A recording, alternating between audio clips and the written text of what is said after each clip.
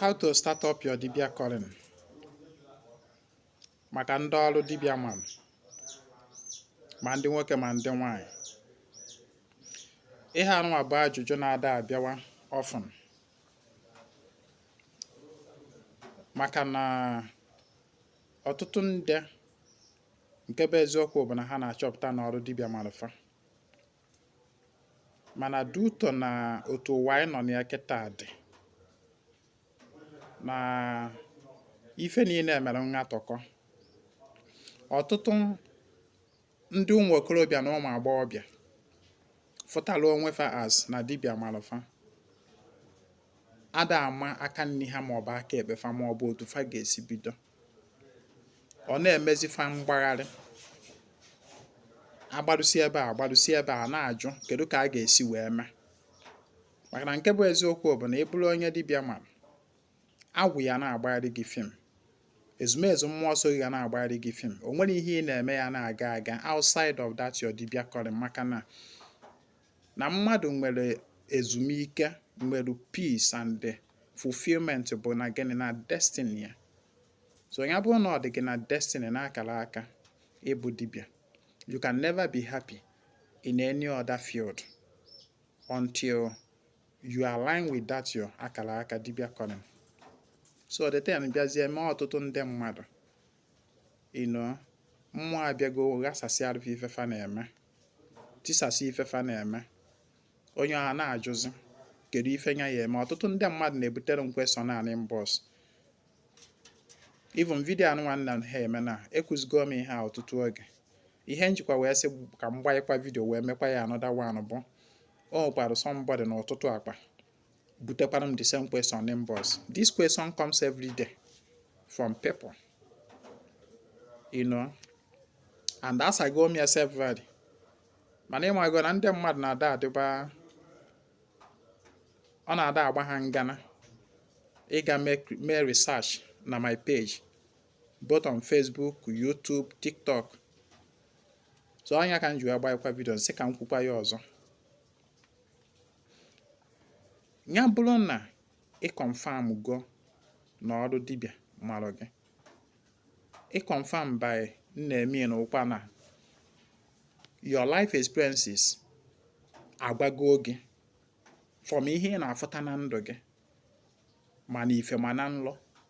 Everything you know about yourself from childhood, even from oge ị ka nọ n'afọ nne gị, probably your parents agbago gị. Because one other mistake people na-eme bụ discovering their destiny. A lot of people na-eme the mistake of ịgbanyekwu dibịa ka dibịa gba alụfa afa wee gbafa their destiny. That is not the ultimate. To discover your destiny, you have to study yourself by yourself. Maka na ọ gị nwa ka a na-ekwu okwu ya. It is about you. It is not about dibịa. You study yourself. Ị kwesịrị ịghọta onwe gị in total. Jụọ nne na nna gị. Maka na ọkụkọ ya bụ oke na-ebido n'eju based on otu ndị be anyị si adị ekwu. Ọkụkọ ya bụ oke ya ebido n'eju.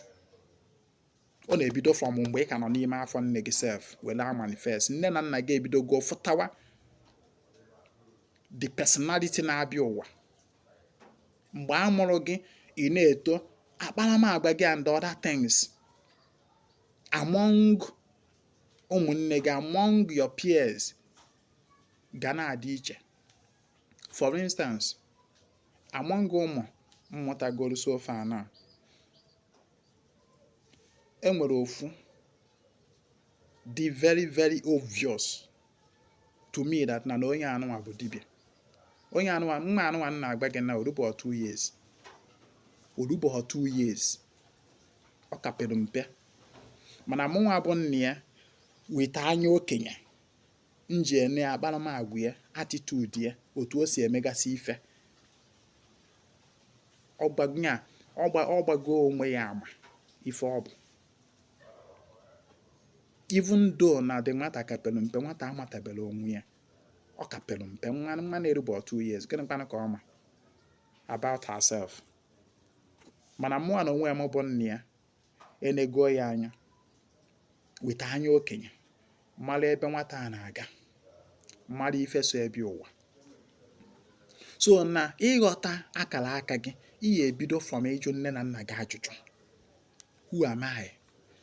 Who can they say that you are? Ịjụcha afa, then ngwanụ nke ị ajụta afa ahụ nke oge ị na-amabere ife, right from mgbe ị nọ n'ime afọ, because you don't know anything about yourself mgbe ị ka nọ n'ime afọ. Right from mgbe a mụrụ gị, ị na-egbe igbe, ị na-amụ ịga ije, all those period of time you don't remember, you don't know. Therefore you ask people that know, which are your parents, your mom and your dad. You ask them. And then if ị matara about yourself from mgbe ebido wee mawa ife, mawa na ihe anụnwa bụ mmụnwa, na ihe a bụ afa m, na ihe anụnwa bụ, what can you tell about yourself? What are your inclinations? What are your passions? Kedu ka ụgbọ gị si ebuga n'ụwa? What do you say about yourself? Because to understand your destiny is about understanding yourself. So i wee jụọ onwe gị, kedu ihe ị na-afụ about yourself, both physically? What drives you? What drives you? What are your passions, your inclinations? What are they? And kedu ihe na-afụwa na nlọ? In your quiet time, when you are alone, when nobody is there watching, what do you normally do? What do you normally think? What do you normally feel about yourself? These are ways to discover your destiny. It is not by ịgakwu dibịa ka ọ gbara gị afa. Dibịa na-agakwu is not you. You are you. Nobody knows you better than you know yourself. Not even dibịa. Ịghọta ihe m na-ekwu? Ghọtagodi all these things about yourself. Na ịgakwuziri dibịa, ya bụrụzie for maybe further inquiry. Mana ọ bụrụ na ọ bụ ihe dibịa kwuru ụbọ, nya ka ị eji wee conclude that this is my destiny. No. So nya bụrụ na by all indication na ị confirm go that na dibịa marụ gị, you were probably ịzụgo afịa, megasịa lụọ ọrụ, megasịa ọtụtụ ife dị iche iche, yet onweghị nke nwere isi. Aka na-agbarụ gị ama ma na ife ma na nlọ n'ụzọ dị iche iche. Mgbe ụfọdụ sef mmụọ ya esite n'ọnụ mmadụ gbaghị okwu. So i wee confirm, o wee bụrụ na ị matago n'ezie that this is what you have to do, bụ ọrụ dibịa. The next question ị ga na-ajụzi, how then do I begin? Because that is the normal thing in our world of today. In our world, because ọ bụrụ na ihe dị ka na your parents akpọkọ ihe isi na church, from mgbe ahụ ị ka nọ n'ime afọ, fa na-enweta signal about nwata na-abịa ụwa, fa wee mụọ gị na-afụ akparamagwa gị n'ihe niile, mmadụ na nwatakịrị anụ na ọ bụ this channel bụ ụzọ ọ ga-esi, fa ga-ebido gboo wee mee gịnị, kpaziweru gị omeji, kpaziweru gị ị na-arị. Mana due to na you never had such opportunity from your parents, you are now the one ga-awa the ọfịa wee pụta ezi. Now, number one, ị ga-aghọtagodu na onweghị mmadụ nọ n'ụwa ga-agba gị otu ị ga-esi were mee gịnị wee kwado iru ọrụ gị. Onweghị mmadụ nọ n'ụwa ga-agba gị otu ị ga-esi wee answer your calling. Onweghị. No dibịa. No, because ọ bụrụ na ị kpọta dibịa 100 kịta anụnwa debe si afa separate, i wee bakwu onye isi anya ka ọrụ gị akụkọ otu o si were discover dibịa na otu o si wee bido wee mewe dibịa. Ọkọcha arụ gị, jekwukwa the second dibịa, gbakwa anya ka ọrụ gị otu o si wee mewe wee bido ya dibịa. Jekwukwa the third person, jụkwa the same thing. Si otu a wee jụọ fa 100, ị ga-afụ na 100 person ahụ bụ dibịa amanye gị the same answer. Odo gị anya that na it is a part of, it's a unique part that is individualized. Otu onye asi bido abụrụ otu onye asi bido. So how to start your calling? It is not something that is written in a manual, documented somewhere, that na ichi bido no otu a ka ị ga-esi bido. Such thing does not exist. Every human being is unique. If you want to know how to begin your dibia calling, jụọ chi gị, jụọ ndị otu gị. These are the forces in your life instruction manual. The instruction is just like a 2-hour television, for instance, mobile machine. The operation manual of the machine. That machine, how to operate it, you go to the instruction manual, the operation manual, you go here. I say, back here on to on the television. Back here to change channel. That's your life. Your life instruction manual. Onye ọdịnaka bụ chi gị. Onye ọdịnaka bụ ndị otu gị. They are the ones to read it out to you. Ọbụla dibịa. No other human being. Na ihe dibịa nwere ike ime bụ gịnị? Ịtụnye gị alụ. Even nne na nna gị self. Ịjụ ọfa about discovering your destiny. Ifefa ga-agba gị ebu. Ifefa fụtala about you and ifefa chere. It's not as if they know how I ga-agba gị otu ị ga-esi were make that your destiny. They are not the one to tell you how to prepare your ilu ọrụ. Because what people keep asking, but how do I begin? How do I arrange my dibia calling to begin work? How do I? Onweghị onye ga-asanwu gị that question in this life. No human being can answer you that question. You are the one to discover it by yourself.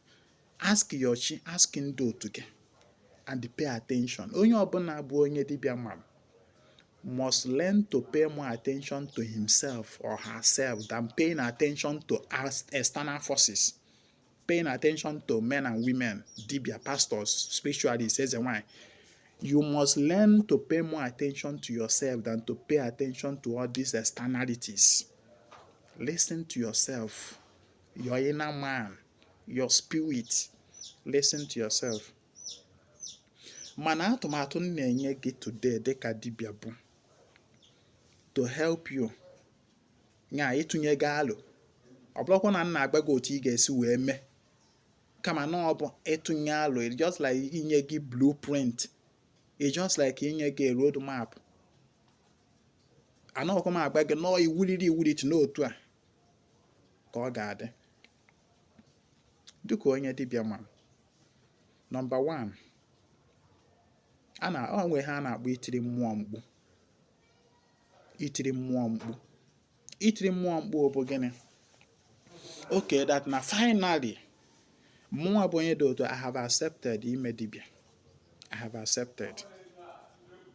Iwe mee gịnị? Iwe mee ka chi gị na ọla mmụọ niile gị na faị ka fa malụ. Ọnya bụ itiri mmụọ mkpu. Ọnya bụ ikpete ekpem dibịa. Ọ bụ asị ọkwa m ekpere m agwụ ekpem dibịa. That is, it is that personal submission, acceptance, that na ekpebigo m na efe dị otu a na m eme ya. And ka ikpebiri na onwe gị that na ị ga-eme ife a.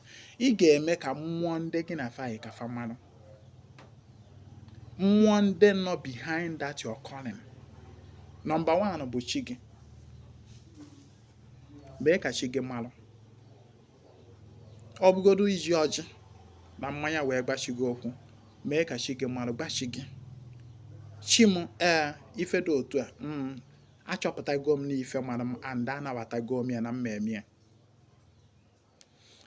Mee ka ndị agwụ gị malụ. Ọrụ agwụ so gị. Gbafa. Warụfụ ọjị. Maka na ọ bụ agwụ bụ isi dibịa. Gbafa. Acceptance. It is not by thinking. Ị ga-demonstrate ya. Ọgụgodu with ọjị ka iji wee gbafa. I have accepted. Mee ka ndị ichie ebe nna gị malụ. Jee n'iru ndị ichie ebe family gị na-emedo ndị ichie, ọ bụrụ na unu enweghị ọ nọ n'iru anya unu agbara akpọ ndị ichie ebe nna gị, gbafa I have accepted. Ọnya bụ itiri mmụọ mkpu, ekpetego m na m eme ife a. Gbafa gaa na alụsị be nna gị, mmụọ be nna gị, mmụọ a na be nna gị, gaa dị ya, gaa gbade mmụọ si ya n'ime go gịnị n'ikpetego ime dibịa ebe ọ na ife mara gị n'akara aka gị n'ikpetego. Gawa na mmụọ ikwu nne gị, gakwa gee gbafa gbafa n'ikpetego ime ihe dị otu a ndị ikwu nne gị, because o nweghị ihe ime were ghara mmụọ be nna gị na mmụọ ikwu nne gị. Ọ bụrụ na ị gbacha afa, gaba na ndị otu gị ndị mmiri. O nweghị dibịa nọ n'ụwa a meweru dibịa ghara mmiri, maka na ọ na mmiri bụ gbata nzute ndị otu. Abịa na ọdịnala, in the group of spirits, enwere ndị nọ na mmiri, nwezie ndị nọ n'enu anị. These are the two major group of spirits enwere. Mmụọ ndị nọ n'enu anị na mmụọ ndị nọ na mmiri. Mmụọ ndị nọ n'enu anị akpọ ọfa ezumezu arụ bi n'agụ. Ịchịkọta mmụọ ndị nọ n'enu anị, ịchịkọta mmụọ ndị nọ n'enu anị, ọ mfa ka a na-akpọ ezumezu arụ bi n'agụ. Mmụọ ndị ahụ nọ n'enu anị include chi gị, agwụ, ndị ichie, ụmụ ọkpụ adaọra, ndị inyom dị, aja ana, ogwugwu be nna gị, ma mmụọ ana be nna gị, mmụọ ikwu nne gị. Do you understand? Ikenga gị, fancha niile esocha na ọdịnanya ndị ezumezu arụ bi n'agụ, mmụọ ndị nọ n'enu anị. Then ekwu eziokwu mmụọ ndị nọ na mmiri, ekwu eziokwu ndị otu iyi ụwa, ọgbanje, nwaanyị, nwunye mmiri, di mmiri, ekwu eziokwu fa they are different. Ịghọta ihe m na-ekwu? So ị ya aga ka ị godocharụ ndị nọ n'enu anị, mmụọ ndị ahụ nọ n'enu anị ka ọ ya wee chịkọta ọnụ akpọ ọfa ezumezu arụ bi n'agụ based on otu nghọta ndị be anyị si adị. Because this term akpọrọ arụ bi n'agụ nwere vast meaning to different people. In my place, arụ bi n'agụ simply means ezumezu mmụọ. Mmụọ ndị ahụ nọ n'enu anị, which include chi gị, which include agwụ. Agwụ bụ isi mmụọ when it come to arụ bi n'agụ. Agwụ gbata nzute, nchịkọta fa. Ịghọta ihe m na-ekwu? Maka na o nweghị mmụọ meweru ghara agwụ. O nwere ihe chi gị ga-eme without agwụ. O nwere ihe ndị ichie ga-eme without agwụ. O nwere ihe alụsị be nna gị ga-eme without agwụ. O nwere ihe mmụọ ikwu nne gị ga-eme without agwụ. Ịghọta ihe m na-ekwu? So agwụ bụ gbata nzute ezumezu arụ bi n'agụ. Then abịakwa ndị mmiri kwa, ihe ada anụ ka a na-asị na a na-alụ agwụ mmiri. Ịlụ agwụ mmiri is about harmonize ndị otu mmiri. That is just agwụ mmiri. So ka ịgodochara ndị enu a na gbafa n'ikpetego, jekwa na ndị mmiri, ndị otu gị, gbafa n'ikpetego ime ya bụ dibịa. Ọnya bụ itiri mmụọ mkpu. Ihe anụnwa bụ the first step. The first step. Then chọọ dibịa. Chọọ dibịa ya adọrọ gị chi gị. Raise an altar to chi gị. Chi gị. Raise altar to chi gị. Jekwu ndị nna gị ochie, ndị ikwu nne gị. Gbafa fabia mezieru gị agwụ. Nakwa ndị be nna gị, fabia mezieru gị agwụ. Ya bụrụ na ha ama mbịanwu based on maybe Christianity or whatever, then natafa aja. Natafanye gị aja. Fakperu gị ekpere, then chinye gị aja from the compound of your mother, ebe your mother, ebe esi mụta your mother. Fachinye gị aja there, meet here the eldest person not in charge of that family. Eldest man nwoke, maka nwoke na-enwe ngwuru na ọ bụla nwaanyị. The eldest nwoke, meet ya, nye ya ọjị, nye ya mmanya, nye ya gift, nye ya ihe ọbụla iji. Si ya kpere gị ekpere, nye gị aja ka i wee jedokwa agwụ. Obechara gị ekpere, ọ chinye gị aja. Ọ ya achịrị dị aja na chinye gị n'aka. Wee sị gị na ihe ọbụla iji aja anụnwa wee mebe ife dị mma na ọ ya agaziri gị. Ọ chinye gị aja ahụ, jekwa be nna gị chetakwa aja. Then chetara ya Ezinwa Anaedo maọbụ ichijezie ya dibịa dibịa nọ in practice already hazigoro iru ọrụ ka o mee gịnị ka ọ hazielu gị agwụ widozi aja be nna gị na aja ikwu nne gị orie wee hazielu gị agwụ i wee nwee ọlta agwụ ahazielu gị okuku agwụ i wee buru ya wee naba iruzie ịchọọ special room bụ ebe ị ga-anọ wee hazie ezumezu mmụọ gị na room a ka ị ga-edewe datụ ma okpe si chigo ma ife na agwụ ahụ good ọ bụrụ na imesịa ya chọọ dibịa ya akparụ gị ịbụ ndị otu ya echukparụ gị ndị otu lụọ alụ gị ọrụ mmiri ọrụ ndị otu complete ọrụ ndị otu complete is not just about only ọrụ mmiri otu mụ anụ onwe m si ada arụ ya especially ọ bụrụ na onye nna arụrụ ọrụ bụ onye ọrụ mara ana m akawa arụ fụ na m uchukwara nwaanyị mmiri gị oke ị ga-adị na ya bụ ibu mma akpa ndị otu gị niile ma ndị ma na ndị na-ama ha ọfa ncha niile okefa ga-adị na dị ibu a ya enye ndị nọ n'elu a na okefa ịghọtara a ya ebupụrụ ndị aka ogheri ndị ọgbọ na uke a ya ebupụrụ ha oke nke ha ya bụ aja ọgbọ na uke a ya akpa ya ebupụkwarụfa nọpụrụ ha ọnụnụ ihe ọjọọ sụfa and then a ya emesara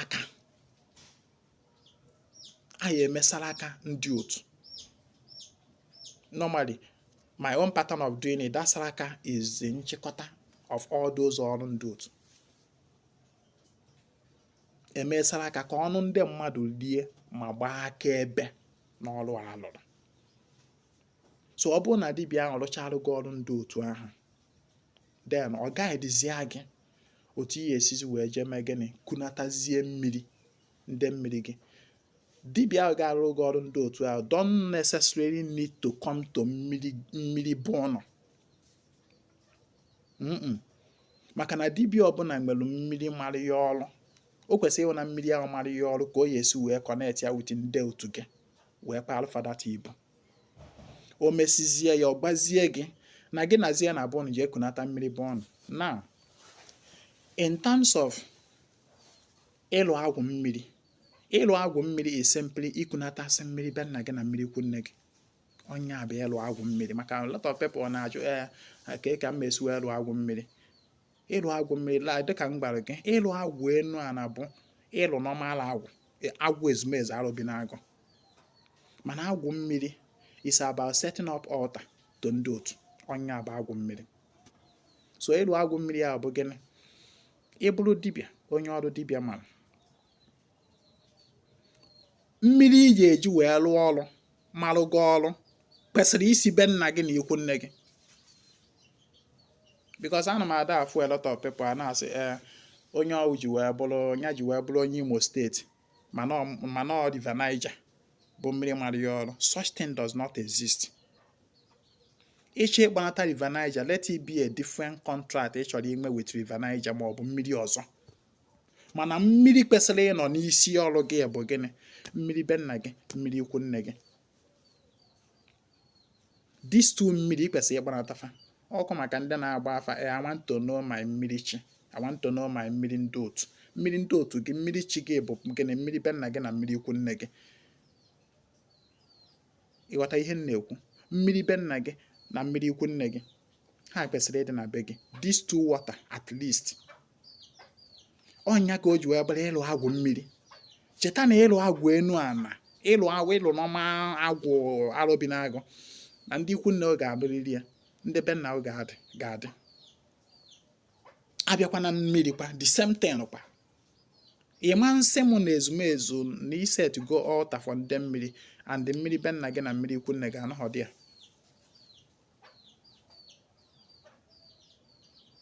ị na-aghọta ihe m na-ekwu so na o kwesịrị ịlụ ịbụ mmiri be nna ka ihe ebu ụzọ ịkpọnatasịa mmiri be nna gị i wee jezie mee gịnị kutezie nke ikwu nne gị maka na mmiri be nna gị mmiri n'ọnya landlord nyenwe ya anọzi wee na-anabatazi nke ikwu nne gị na ndị ọzọ ya bụrụgo na mmiri adịrọ na be nna gị ya na village be nna gị, icheki ya na ụmụnna mmiri anaghị ya, cheki obodo village mmiri anaghị ya, community kpan i just like ịbịa na Oraifite ya kịta anụnwa oke ahụm onye ụmụ ezike dị n'Uru Udunu dị na Uru Udunu dị n'Ifite, Ifite duzie na Oraifite wee duzie na Anaedo. O wee bụrụ na m chọrọ ịkpọnata mmiri be nna m, o wee bụrụ na na-abịa n'ezike na mmiri adịghị dị ya, ka m afụlọ mmiri dị ya, mma ya ga to Uru Udunu cheki Uru Udunu bụ obodo.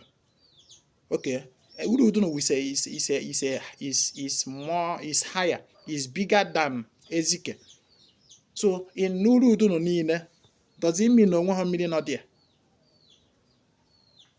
Na Uru Udunu niile.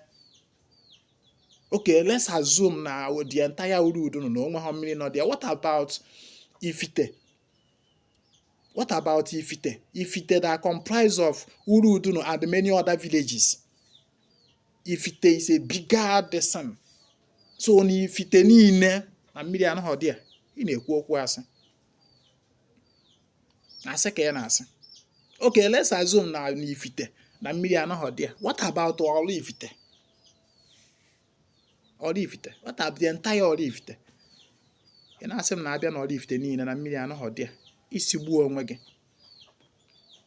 Because some people ga-anọ na social media are hide there behind their phone camera and they claim, mmiri adịrọ be nna m. Ị gago jụọ ese. Ị gaa na gachọ ka mmiri adịrọ na ụmụnna gị, ọ dịrọ n'obodo, ka ọ dịrọ n'obodo, ọ dịrọ na community, ka ọ dịrọ na community, ọ dịrọ na your town. Go and ask question. Mana ya bụrụ na iche ekicha na mmiri adịrọ na anya nothing, nwa mmiri dị na be nna gị atọ, but ịgagido nọ even to state. Ogo na mmiri adịrọ na the entire Oraifite, Anaedo niile that comprise of Nnewi, Oraifite na Ichi. Ị na-asịkwa na mmiri na onwe ha nnọọ mmiri dị na entire Anaedo. Ị na-asị asị. So go and not behind your camera, ị na-asị m na onwe ha mmiri dị na be nna m, ị na-asị asị ka ị na-asị. Okay, mmiri adịgodo na Anaedo niile, Anambra State niile mmiri adịghị abi. People keep lying against themselves because they are not serious. So gbanata mmiri be nna gị. Jekwa ma egene gbanata mmiri ikwu nne gị. Ọ bụgo na iruo n'ikwu nne na onwe ha mmiri nọ dị ya, gaba n'ikwu nne nna gị, gaba n'ikwu nne nne gị. Cheta na these are your 4 basic roots. Be nna gị, your 4 basic roots bụ gịnị? Be nna gị, number 1. Ikwu nne gị, that is ebe esi wee nọta your mother, number 2. Ebe esi wee nọta nne your father, number 3. Ebe esi nọta nne your mother, number 4. These are your 4 basic roots. Normally, actually lụrụ gị agwụ enu anị. O kwesịrị na these 4 ga-adị included. But at least ọ bụgo na these 4 ama ndị be nna gị na ikwu nne gị kwesịrị ịdị. They will now suffice for others. Otu akwazi ka ọ dị ihe gbasara ndị mmiri kwa, ndị otu, ịhaziri ndị otu ọnọdụ. Chọba mmiri be nna gị, chọba mmiri ikwu nne gị, chọba mmiri ikwu nne nna gị, chọba mmiri ikwu nne nne gị. Chọba mmiri ahụ bụ mmiri na-abịakwutekarị gị na nlọ, mmiri anyị na-afụkarị onwe gị na nlọ.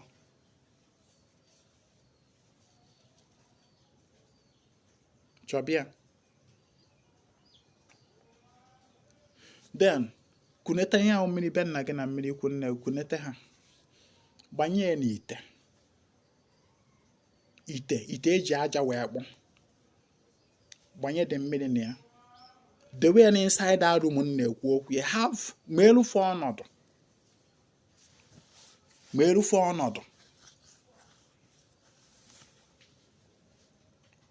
Ịgbanyesi ya n'ite idebie.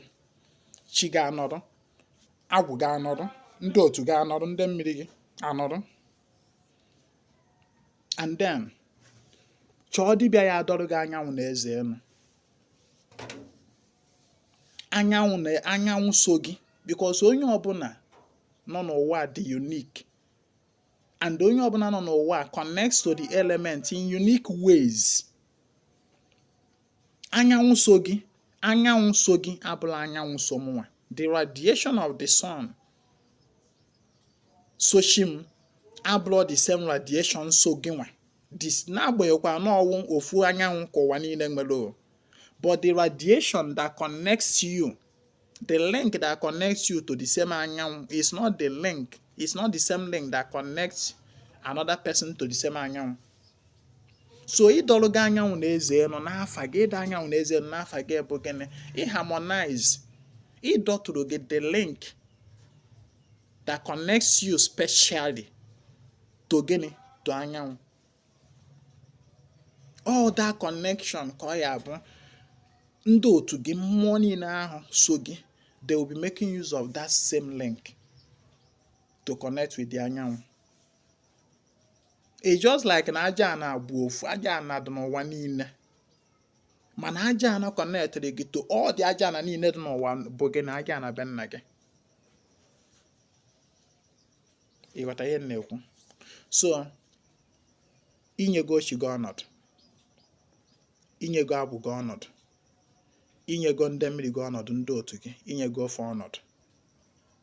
And another thing, gaa na mmụọ be nna gị, alụsị be nna gị, gaa sieri ya ite. Nke a bụrụzi nke iti mkpu, itichago mkpu, ịgbago ofe ya na-ekpetego m. Nke anụ abụzi gị na ịgazigasị ite, gbazie fa, na-ehazigwego ọnọdụ, na fa bịazie bịa tinye aka. Nke ị na-emetawa ka ha bịazie nye aka wee dozie. Ịgaba iwere ọjị, were mmanya, ife ọbara ga-adị ya, ji ga-adị ya, gaa siere ya bụ mmụọ be nna gị ite. Gakwa na mmụọ ikwu nne, gakwa gaa siere fe ite.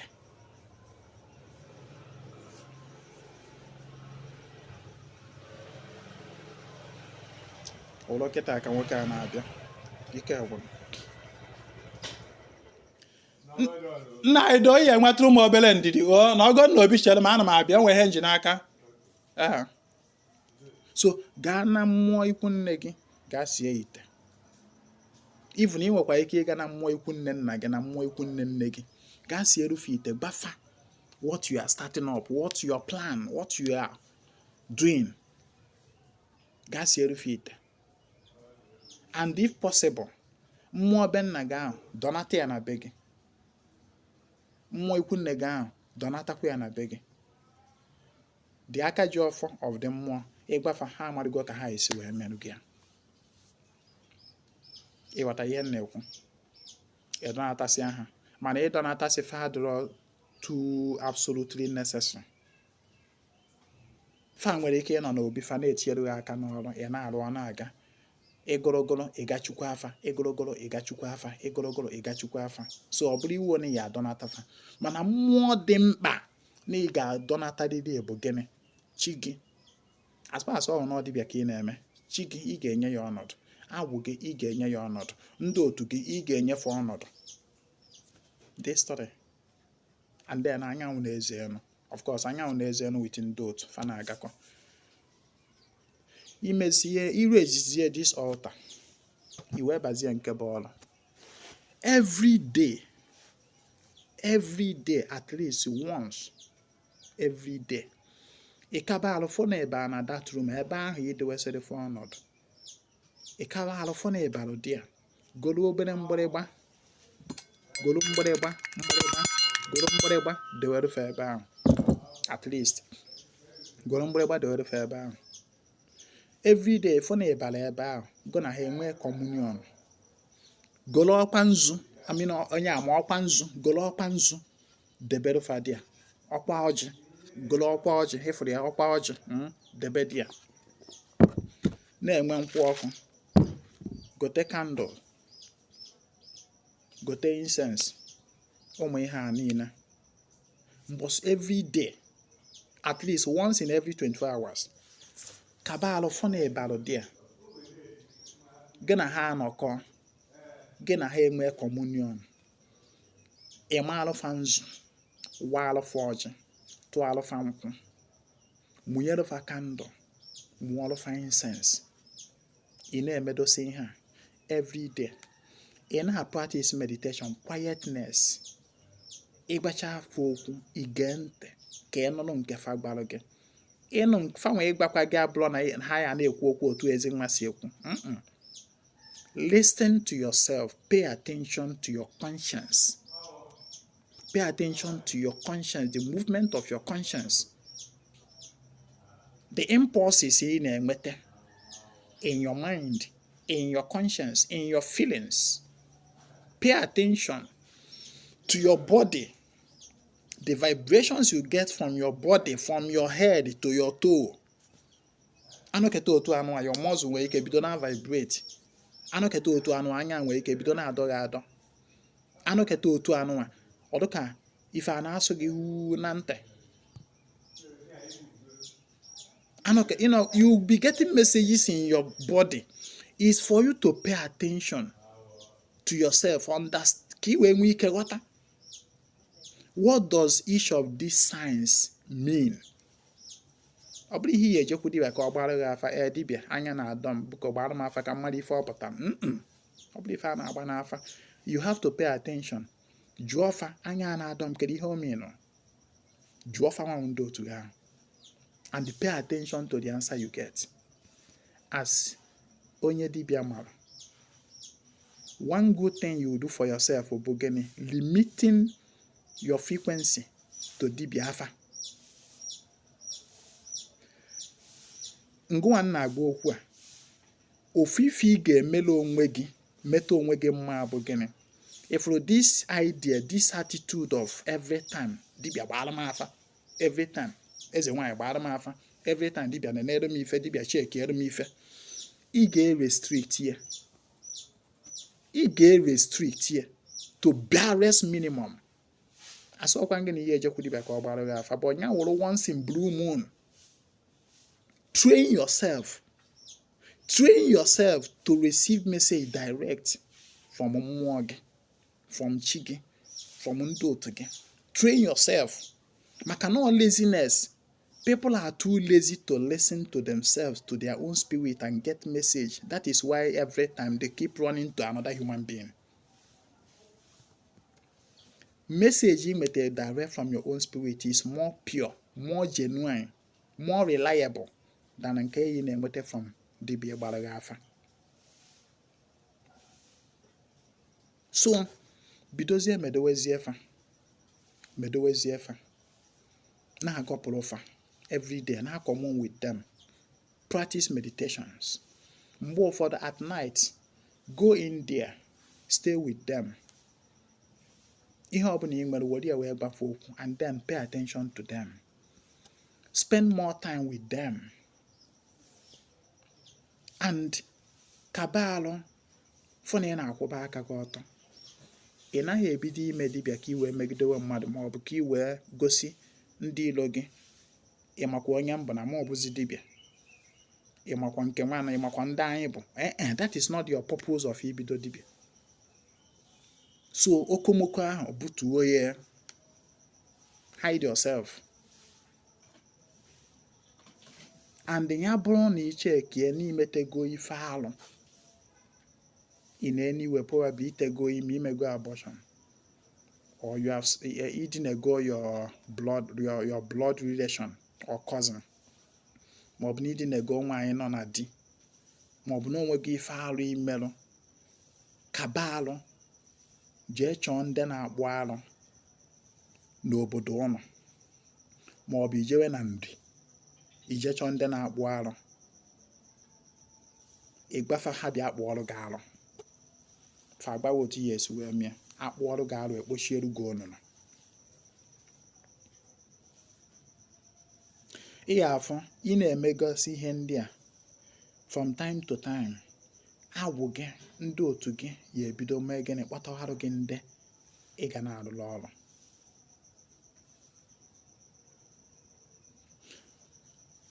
Furthermore, ha ga-ekuziri gị otu esi agba afa. Ha ga-ekuziri gị other things you need to know. And ị nwere ike Bafa ha direct ya gị to one dibịa ị ga-ewere as your mentor, onye bugo ụzọ wee sibe nya bụ ite ka gị wee nwee mkpọmkpọ ọkụ. Ya bụ onwe ka ife si wee dị, ịgbajekwuru ya isi ebiko na ọka eto ya ma alụ, nekwa my experience negodo ife na-eme biko tọọ ma alụ, ọtọkwa ga alụ from his or her own wealth of experience, ọtọ ga alụ. Ntụkọrịta alụ ka dibịa ji eto.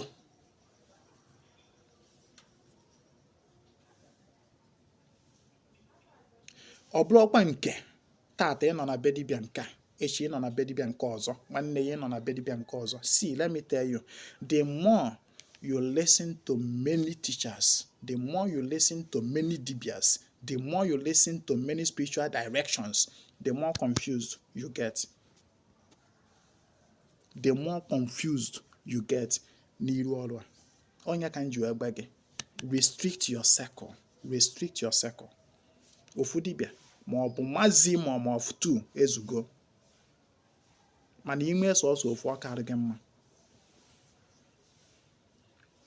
Ya bụ onwe ka ife si wee dị, gbajekwuru fa biko tee m alụ. Don't make demand for ịgba afa from them unless ma ịgbaziri fa ife ị na-agabiga, fa wee tụrụzi uche aka fa, oke ka ajụọ afa, ka ajụgodo afa, ka amarigodo ife afa ya ekwu.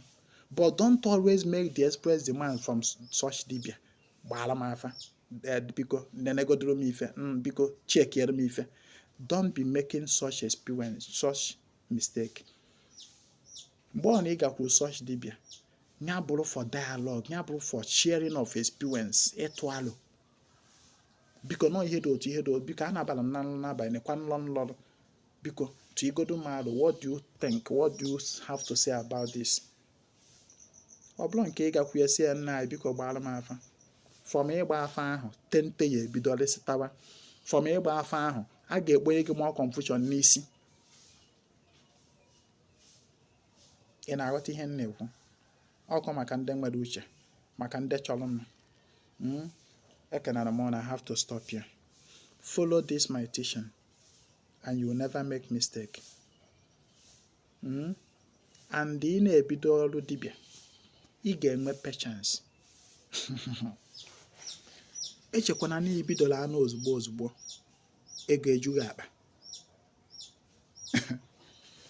Mmadụ nwekwara ike ime dibịa 6 months, 1 year, 2 years, 3 years, ma onye ahụ afọ bụ ọtụtụrụ lacha.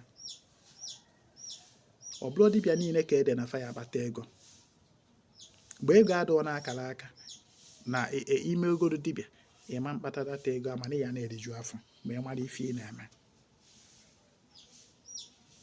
And emeghekwana dibịa anụ a chọọ ka dị ka onye enu, chọọ ka dị ka onye enu, chọọ ka dị ka Ezinwa Anaedo, chọọ ka dị ka dibịa nke enu. Be yourself. You are unique. And make sure that you keep upgrading your hour from time to time by acquiring more knowledge from hour and from other sources, both human sources. Ịchọ ito eto n'iru ọrụ a, be such a person that is not afraid of making mistake. Ịchọ ito eto n'iru ọrụ a, learn to try out things yourself. Ịnọkọta otu anụ a, ime ife a, try out new things. Ị na-aghọta? Oke ọ na-abụ njewe na mmiri before ije kpee ile ọma, ejiri m ọjị, ejiri m nzu, ejiri m fanta. Okay, what of njewezi kịta anụ a were ihe dịka mmanụ anwụ? What will be the result? Ka m were godo mmanụ anwụ instead of fanta. Okay, ọ na-abụ nga abụọ before ejiri m nkwụ ike. Okay, ka m ga na-ejizi na nkwụ. Let me know what will be the result.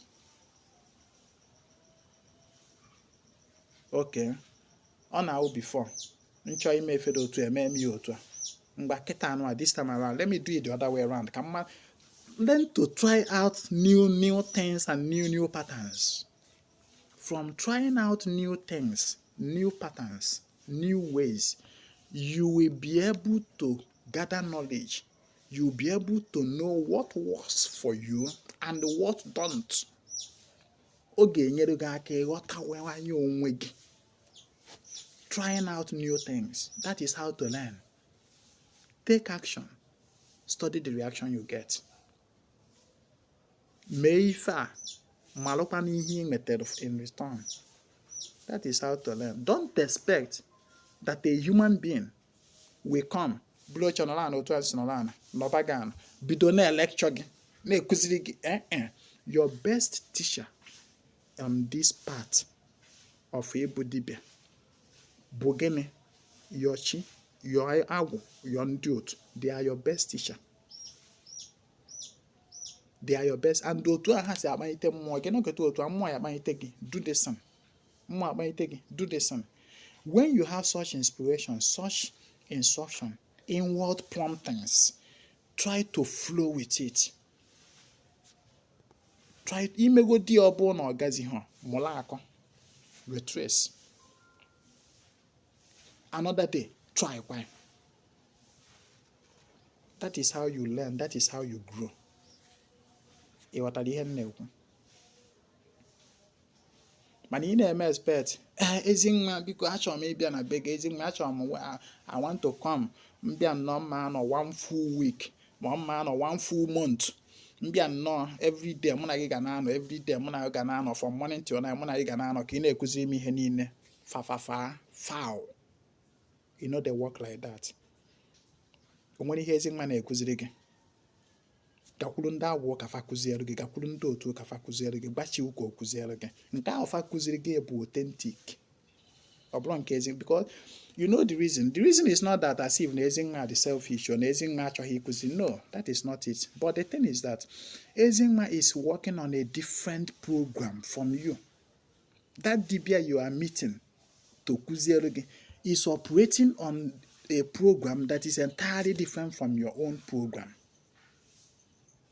If you want to run your own ministry, your own dibiahood with the program of another person, you get a mistake.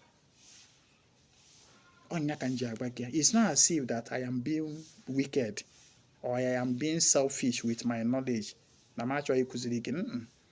If I need to make ebe ntụnye alụ, but as we ikụziri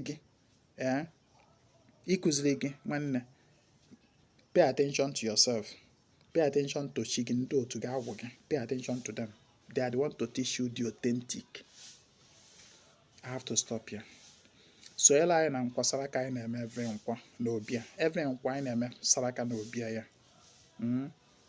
N'obia Ezinwa Anaedo. Ishi so ela anyị. Chat me on WhatsApp 080-324-77868. That's my WhatsApp number. Ịchọkwa need so ela na monthly rituals anyị na-eme every month kwa ọnwa. Also let me know on WhatsApp.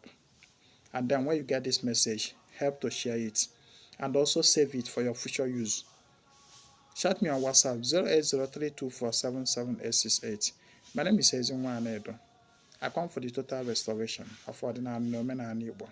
Ka emesịa, ya gazie.